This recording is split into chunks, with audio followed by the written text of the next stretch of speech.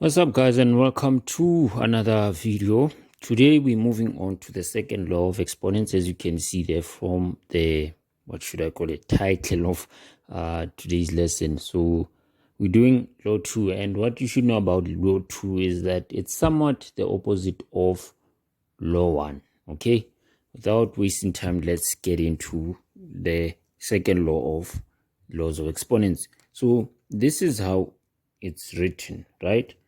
What we have is a to the power of m, right, divided by a to the power of n. Okay, so instead of a multiplication sign in this case, we have a division sign.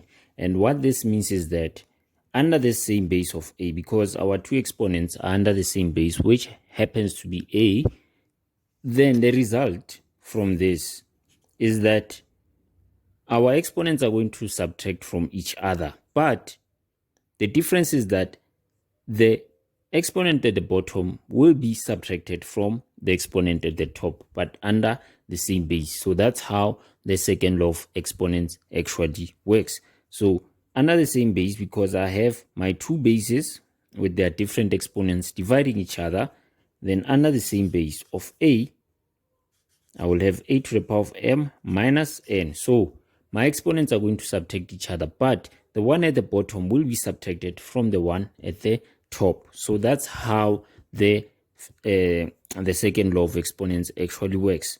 Another thing which I think is important for you to take note of is that if here on this exponent I had a negative sign, then what happens is that when I take this exponent to the top, right, just like I did here, if you notice here it was positive, right, and then I took it to the top, meaning that I subtracted it from m.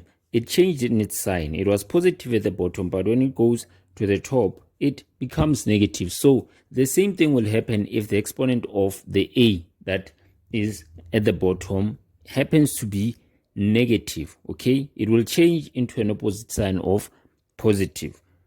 Let me just show you what I mean by that. So say we have a to the power of m, right, divided by a to the power of negative n.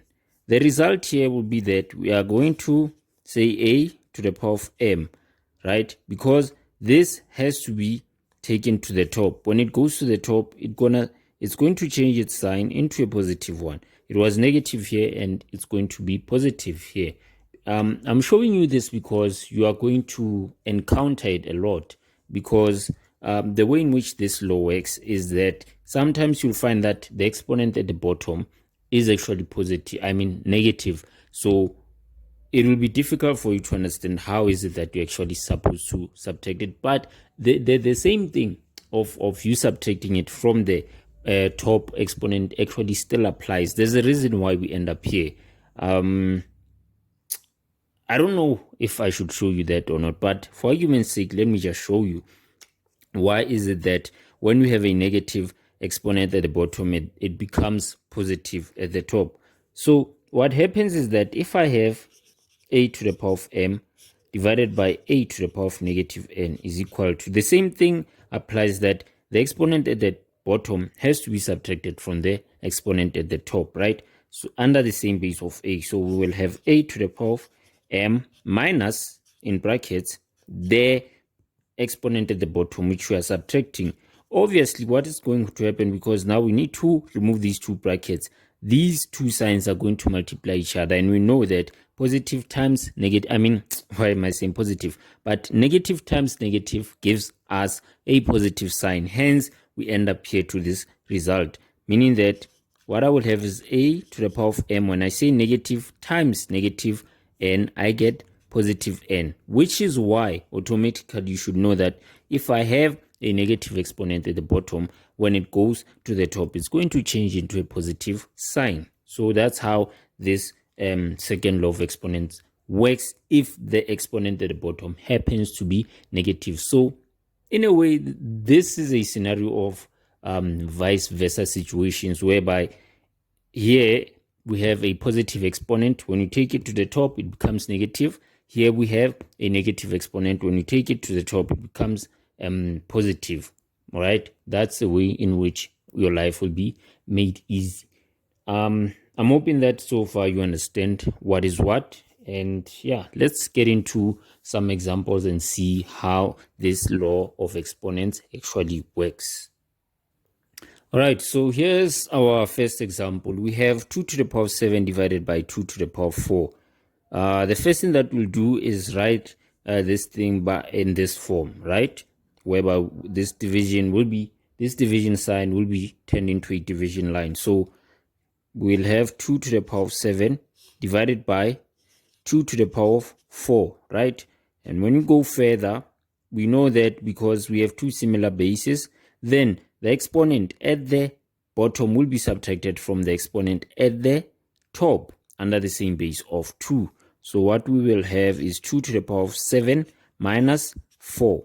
When we proceed, we'll obviously simplify our exponents. So we'll have 2 to the power of, when we say 7 minus 4, we get how much we get? We get 3, right?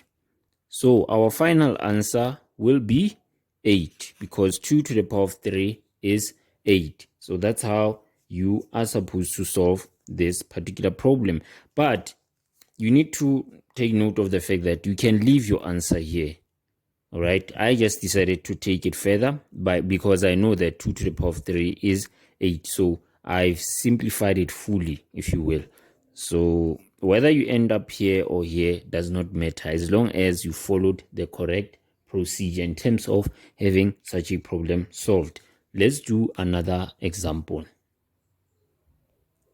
All right, guys, so here's another example. Here we have a to the power of 5 divided by a to the power of 2. So what will happen here is that because I have two similar bases and this which are dividing each other, I'm going to firstly start off by writing this division sign in a form of a division line. So this is what we're going to do.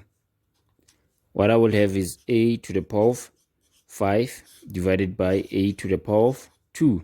When I simplify this further, because I have two similar bases that are dividing each other, I'll take the exponent of the base at the bottom, subtract it from the exponent at the top, and of course the same base of a.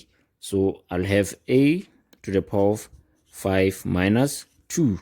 And when I simplify this further, because I do obviously have to deal with my exponents, I'll say 5 minus 2. So my final result or answer will be a to the power of 5 minus 2 is 3. So this is how my answer is going to be.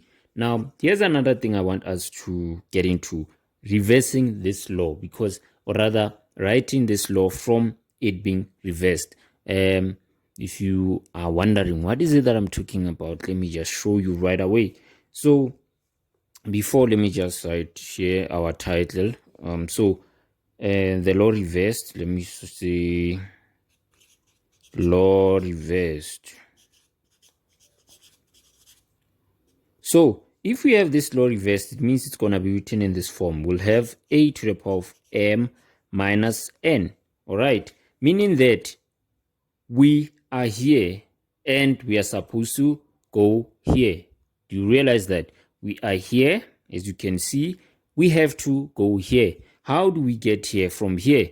We know that the exponent at the exponent that was at the bottom is subtracted from the exponent that is at the top. And we know that these exponents are under one base of what? Under the same base of a.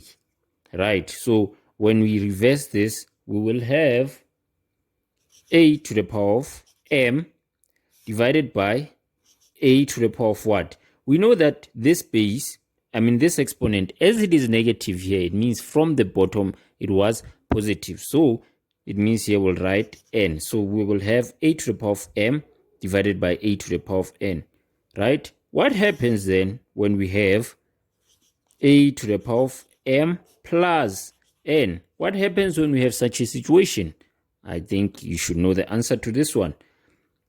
We know that these two exponents are obviously under the same base of a. So when we reverse, we know that this one came from the bottom. This one has always been at the top. So we will write a to the power of m divided by a to the power of what? This exponent was taken from the bottom. If we see it as a positive exponent here, it means at the bottom it was negative. So the answer, when we reverse here from here, it will be a to the power of m divided by a to the power of negative n. And that's how this second law of exponents works. I'm hoping you understood this explanation. If not, feel free to ask me what you did not understand in the comments section. For now, please like and subscribe to the video, or rather to the channel. Like the video and subscribe to the channel. See you in the next video, where we will be doing problems based on the second law of exponents. For now, it's a goodbye.